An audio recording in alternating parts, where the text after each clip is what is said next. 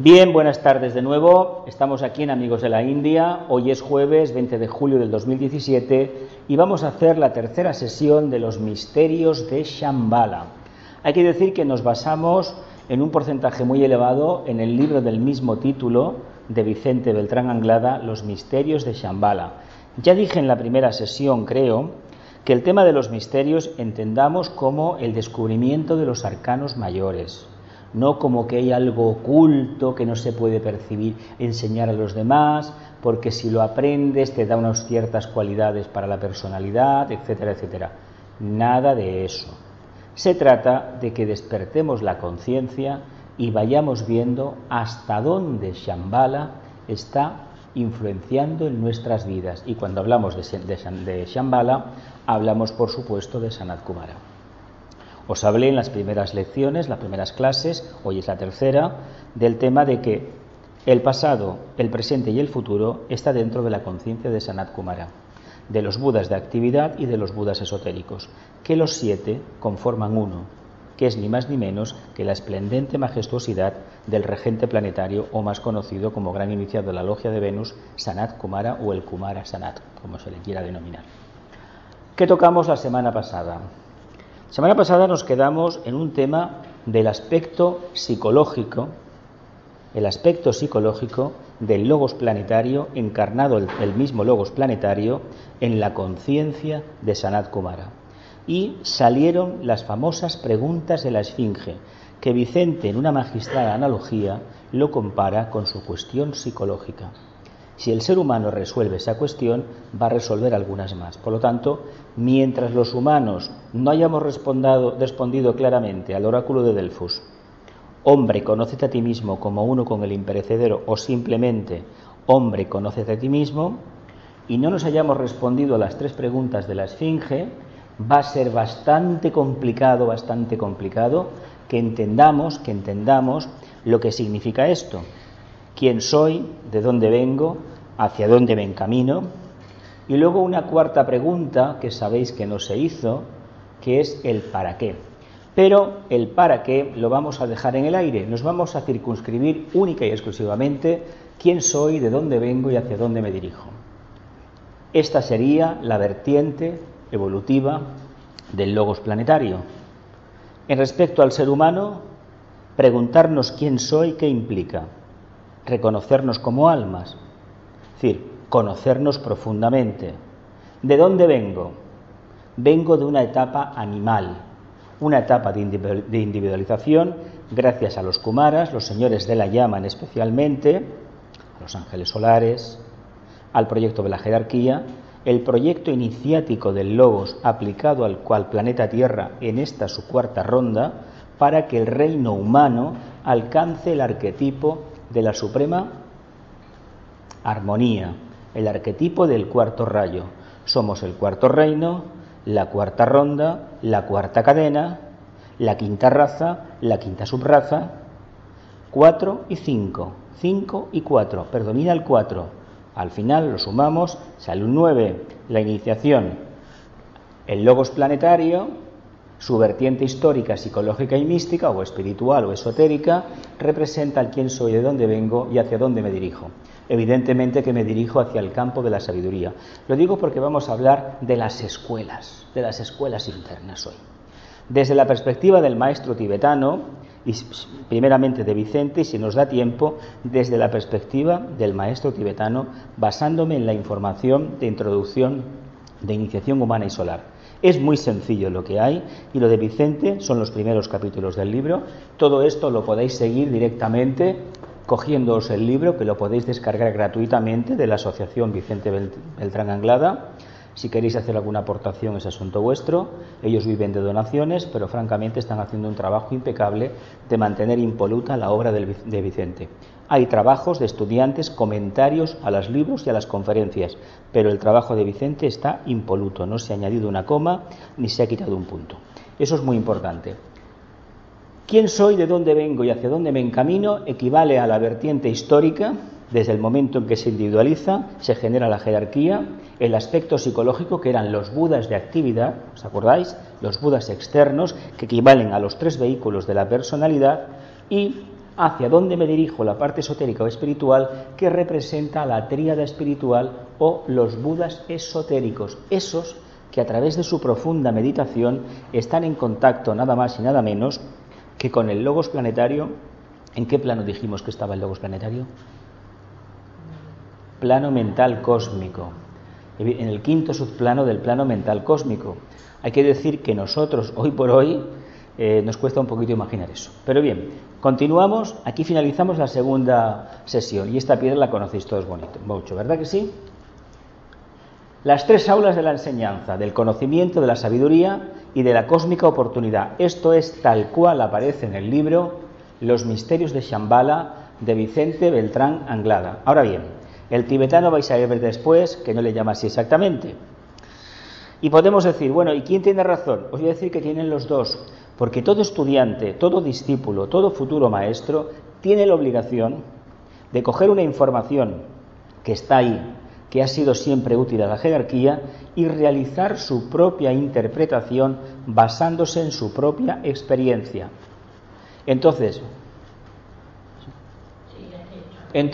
si realmente el trabajo es así de sincero, esto es un trabajo científico, porque está basado en el búsqueda de la luz. Hay errores, uno se corrige, se vuelve a encaminar hacia la luz y va aportando a los demás aquello que realmente puede sustanciar conocimiento, sabiduría y cósmica oportunidad. Veremos que lo que hace el tibetano es una descripción muy científica de lo que es el conocimiento, de lo que es la información, de lo que es el conocimiento, de lo que es la sabiduría, y en realidad la definición del tibetano es un poco diferente. Es un poco diferente. Lo que pasa es que Vicente fue encargado por la logia a escribir algo nuevo, novedoso, y utilizó una terminología diferente. Pero entendamos que el aula de la cósmica oportunidad, el sendero místico, para nosotros hoy por hoy se nos escapa de la comprensión. ¿Por qué? ¿Y por qué Vicente habla de la cósmica oportunidad? ¿Quién creéis que forma parte de ese aula? Maestros de quinta iniciación. Con lo cual ya estaba diciendo algo. Yo, cuando la gente me dice o me quiere discutir que no era un maestro, tengo que decir que dejó tantísimas pruebas en el camino de dónde estaba, y una de ellas muy importante es Shambhala. A Shambhala nosotros no nos van a abrir las puertas, para ir a curiosear, no nos van a abrir la puerta para nada. De momento tranquilos, porque la puerta no nos la van a abrir, pero sí que es verdad que a él se la abrieron. Entonces él dio detalles de que tenía una segunda iniciación jerárquica, una cuarta en este caso, para los humanos. Por lo tanto, cabe entender que hablar del aula de la cósmica oportunidad es hablar de una etapa que está un poquito para nosotros lejana. Y luego hay un detalle en el libro del tibetano, en este libro que después veremos citado, Iniciación humana y solar, que habla de la logia azul y de la logia blanca. Logia azul, iniciados de tercera, de cuarta y de quinta iniciación. Logia blanca, Mahatmas, que son quinta iniciación, y grandes ángeles. Es caramba. No está el 5 en un lado y en otro. ¿No será que cuando te dan la iniciación tienes un periodo de supervisión, un periodo de prácticas, y que pasado el tiempo, como sucede en Estados Unidos, acabas la carrera de medicina y el propio sindicato te da el título de médico, ¿no? ¿Sabéis, no? Que es así. Aquí en España puedes acabar la carrera de Derecho, pero si no estás colegiado no eres abogado. Y luego te tienes que especializar por tu cuenta, coger todo aquello del derecho, de los códigos, y empezar a estudiarte lo que quieras estudiar para aplicar la ley. Tu trabajo de investigación va por esa línea. Y es un trabajo de investigación, no solamente de memorización, el tema del derecho, por ejemplo. ¿Tenemos alguna duda sobre esto? Ojo, porque esto representa la personalidad. Aquí le llama el conocimiento, pero no quiero decir lo que el tibetano le llama, porque igual me diréis, caramba, qué derrotista. No, es que tiene su razón de ser. Algunos de tales misterios constituyen experiencias históricas del Señor del mundo y se pueden percibir experimentados por los discípulos mundiales en algunas de aquellas maravillosas estancias de Shambhala. Él nos habla de una manera rimbombante, majestuosa, como si realmente no encontrara un calificativo más superlativo para hablarnos de un estado de conciencia que desde el punto de vista humano, hay que decir, no diremos que estamos años luz, porque a lo mejor no es exactamente así, pero hay que decir que esto está muy lejos de una mínima comprensión. Porque es lo más curioso es que utiliza estos maravillosos adjetivos, esta composición tan florida, tan poética, tan hermosa, tan literaria, pero en realidad no nos da ningún detalle. ¿No os dais cuenta del tema? ¿Por qué no da detalle? Porque prefiere que cada uno saque sus propias conclusiones.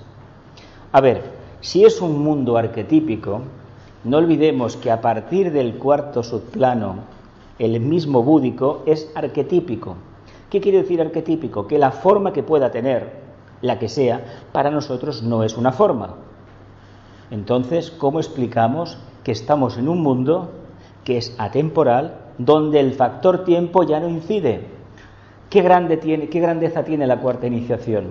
Pues que dejamos de ser esclavos del factor tiempo, que es el que genera el karma. De hecho, el concepto del tiempo es el que genera el karma. De ahí que el Agni Yoga, la serena expectación, la atención plena, el estado de contemplación, sea un estado de conciencia atemporal. Siempre está fuera de la influencia de la tentación de volver a revertir el proceso. ¿Me explico? Mientras estemos encarnados por necesidad de transmutación de experiencias pasadas o presentes, somos esclavos del factor tiempo. Sí que podemos actuar en el día a día de tal manera como si no fuéramos esclavos del factor tiempo. Si no le prestáramos atención, pero tenemos un pequeño problema. Tenemos una mente concreta y tenemos 5 entradas de información. La mente sería el sexto sentido, sería la coordinación. El séptimo sería la intuición, el sentido común el octavo y el noveno para mí es el sentido del humor. Os lo he dicho montones de veces y no me cansaré de repetirlo. ¿Por qué? Porque sin alegría, no puede haber estado de contemplación interno.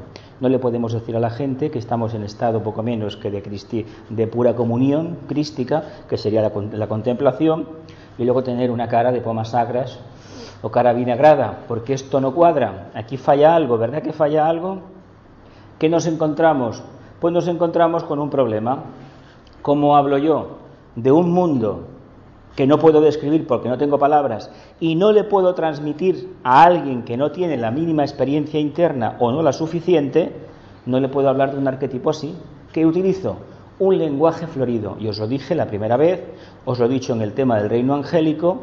No olvidemos nunca que la octava superior del plano astral, del astral, es precisamente el búdico. Por lo tanto, ha utilizado energía astral, para atrapar a una parte de la humanidad que quiere ir a la casa del Padre, pero hoy por hoy el desarrollo del intelecto no le acaba de ir, no va a funcionar. ¿Os acordáis lo que os dibujé en la primera sesión y en la segunda otra vez, me parece, con respecto a los devas también, y en alguna conferencia de rayos, que existe el camino de la humanidad a Shambhala sin pasar por la jerarquía? Pues bien, el representante, los dos que han habido en el planeta Tierra en este siglo XX, han sido Krishnamurti y Vicente Beltrán Anglada. Se conocieron. Vicente conoció a Krishnamurti cuando estuvo en la Arcana en los años 60, los 4 años que estuvo.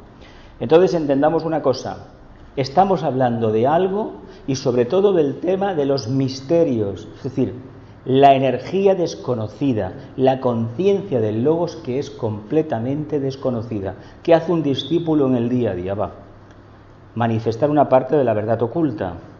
¿Qué hacemos los que estamos orientados a la luz? ¿Qué hacemos nosotros en nuestra vida diaria? Expresar una mínima porción de lo que somos en realidad. No somos almas, somos mónadas. Hablemos ya en términos de mónadas, por lo tanto de chispas divinas. ¿Qué manifestamos? Si manifestamos sentido de responsabilidad, que no sé si nos dará tiempo hoy, pero que al final viene reflejado, indica que una parte de la conciencia se está manifestando en el plano físico. Y cuando aparece eso que llamamos sentido de responsabilidad, que mucha gente habla pero que poca gente manifiesta, ahí tenemos un alma y detrás tenemos una mónada. Y a medida que vamos profundizando, aparece el aspecto monádico, aparece el rayo de la mónada. Y si aparece el rayo de la mónada, por descontado que hay sentido de responsabilidad, hay amor y hay voluntad al bien. Eso que no nos quepa la menor duda. Estamos hablando El aula del conocimiento, los misterios menores. Si son los misterios menores, ¿a qué se puede referir ese aula? A la búsqueda de la información, a la selección de la información, o da aquella parte de la información que para el iniciado, el que se está ya en el aula de la cósmica oportunidad, francamente ya no tiene ninguna razón de ser tocada, ¿verdad que sí? Estaríamos hablando así. Es como si en la siguiente encarnación, pongamos el caso, en lugar de empezar a aprender que existe el alma y que somos almas, empezamos a aprender, no, olvídate de eso, eres una mónada. De hecho, se sabe que lo que va a encarnar, está encarnando ya en estos momentos, son almas que no se van a preocupar del alma, se van a preocupar de la mónada. Y eso es muy importante que lo acentuemos, porque acentuamos el primer aspecto de la divinidad y nos acercamos al tema de los misterios. Que en este momento hablar a nivel mundial del tema de la mónada, para la jerarquía y para Shambhala va a ser hablar de los misterios menores, ¿eh? Otra cosa es expresar el alma, la mónada, eso vendrá después, pero hasta ahora, ¿verdad que nadie hablaba de eso? Ni de Shambhala, ni de la iniciación, ¿verdad que no? Estamos obligados a hablar del tema. Cuanto más hablemos del tema, más pronto nos acercamos a Shambhala, afectando la mente y la comprensión intelectual de los investigadores esotéricos dignos de tal nombre. Investigadores esotéricos dignos de tal nombre. ¿Qué sucede cuando investigamos, reflexionamos o meditamos sobre un tema esotérico? ¿Sabéis lo que pasa? Que llamamos la atención, no el primer día, pero si llevamos una temporada estudiando un arquetipo, un símbolo y hacemos el trabajo en grupo, ¿quién creéis que después nos está observando? Alguien desde la jerarquía nos está observando. Si dentro del grupo hay algún discípulo con alguna expansión de conciencia, la observación es mucho más profunda. Lo que nos está diciendo que en la medida que estos investigadores esotéricos realmente se encaminen al arquetipo y se dejen todo lo superficial por camino, serán dignos investigadores que reciben una revelación de Shambhala, que os dije hace unas cuantas semanas en Rayos. Si tenemos un grupo de 9 compañeros y el que lleva el grupo y estamos orientados a la luz, nos convertimos en una célula del nuevo grupo de servidores del mundo, y esa célula es animada por Shambhala, investigadores dignos de tal nombre.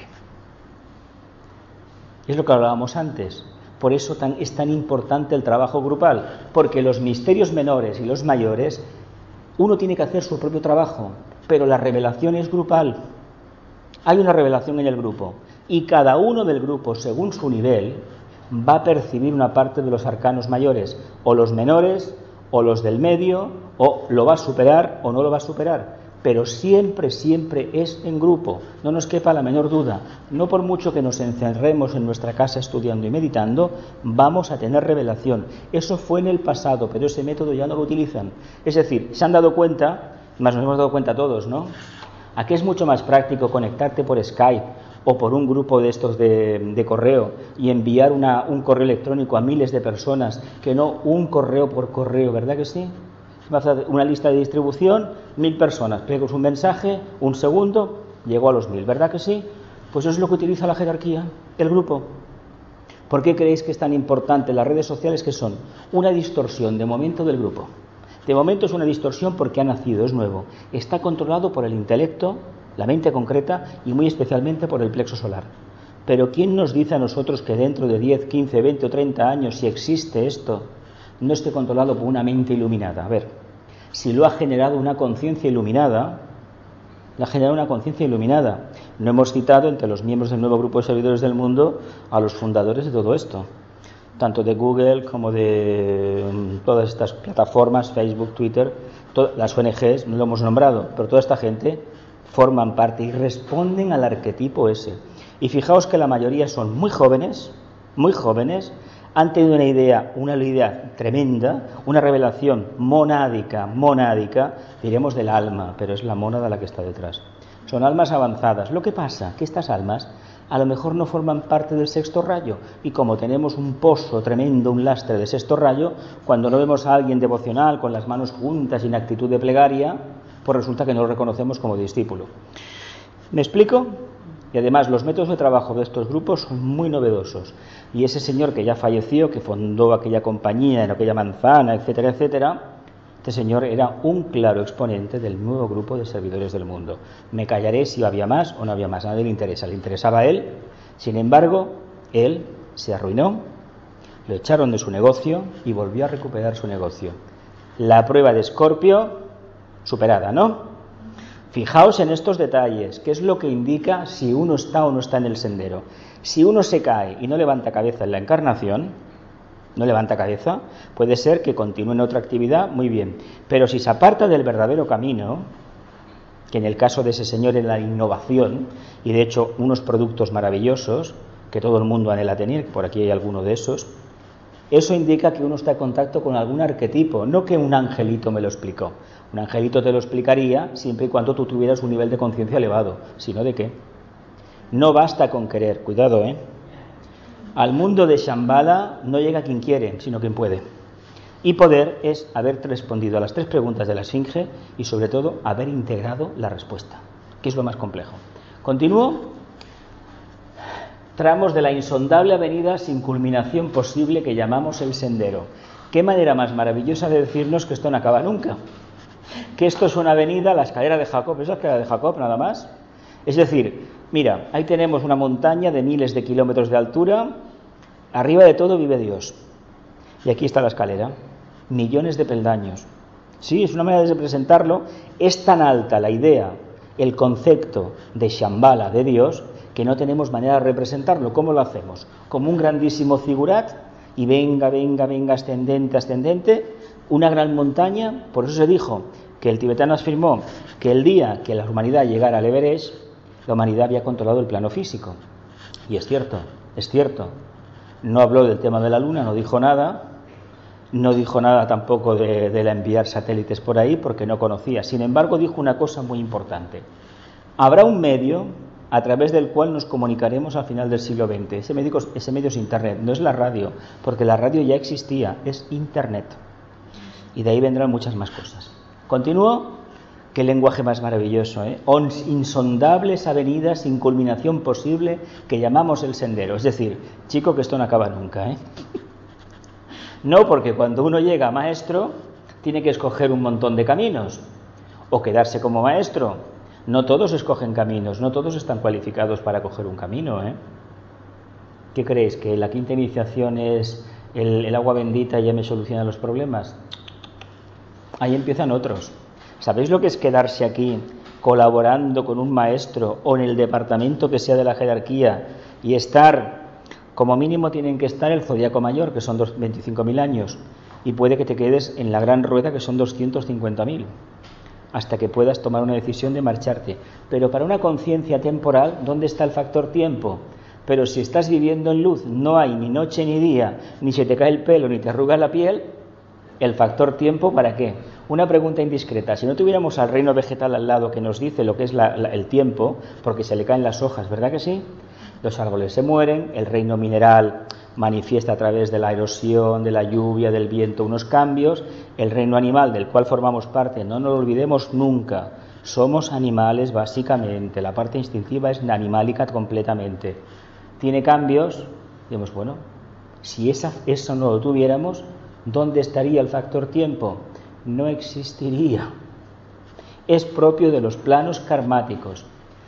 Otros misterios ocultos de más elevada y exquisita trascendencia le son ofrecidos al discípulo que experimentó en su vida interna los misterios menores. Una de dos, o descubrimos lo que son los misterios menores. ¿De qué nos hablan los misterios menores? Básicamente de la constitución septenaria del ser humano, de nuestro origen divino y de la necesidad que tenemos imperiosa de volver a ser divinos. Nosotros, cuando iniciamos el primer paso en el sendero, que seguramente fue hace unas cuantas encarnaciones, por no decir un montón, y digo un montón porque no creo que durante las 2 o 3 últimas habéis estado interesados en este tema. Lo digo de todos los que estáis aquí. ¿Sabéis por qué lo digo? Porque sois muy fieles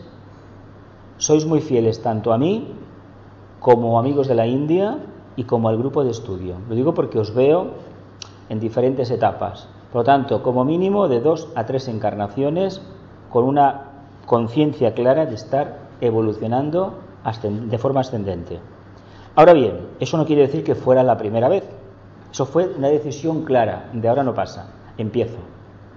Pero hay que remontarse a mucho tiempo atrás para ver cuándo fue la primera vez que os acercasteis en algún templo, en algún grupo esotérico, os formulasteis alguna pregunta, en alguna crisis.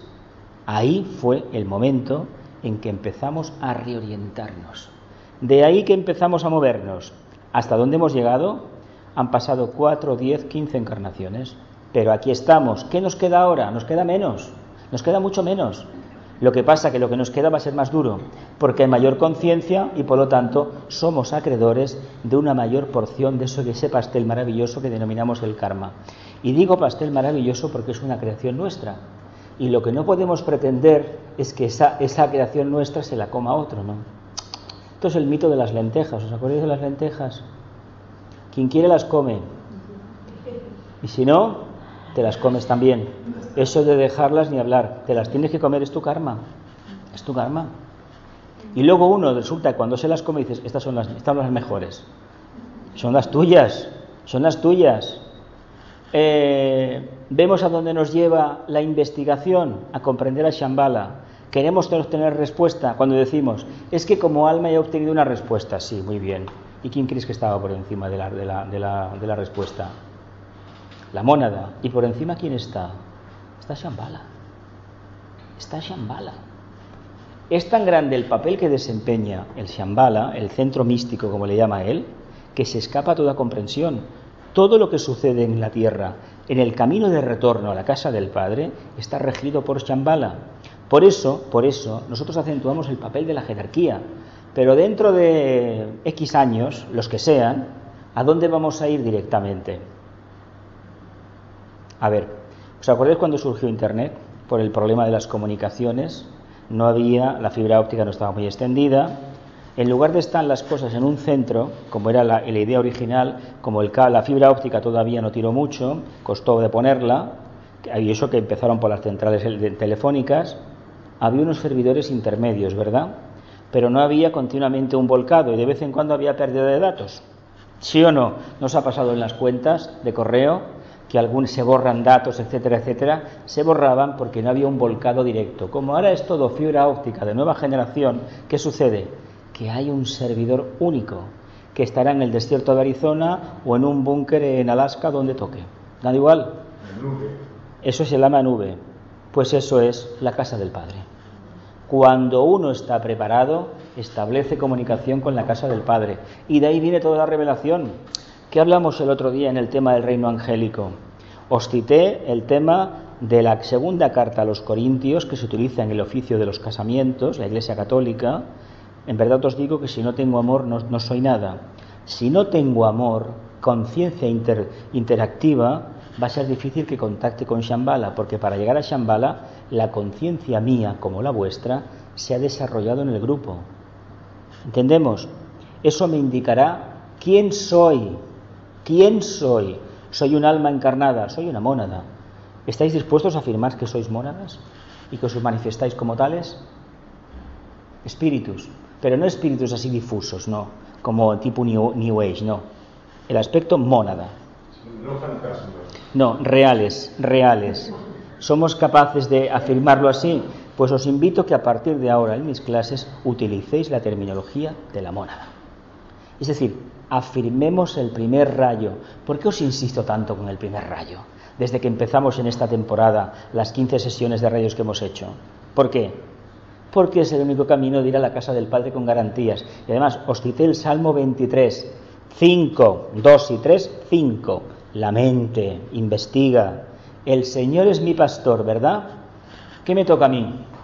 Caminar, ir contemplando todo lo que veo alrededor y darme cuenta cómo Él se manifiesta en todo eso. Si soy capaz de ver la belleza que os dije el otro día, la bondad, las correctas relaciones, todo eso que os dije del ángel solar, hay que aplicarlo aquí nuevamente. ¿Veis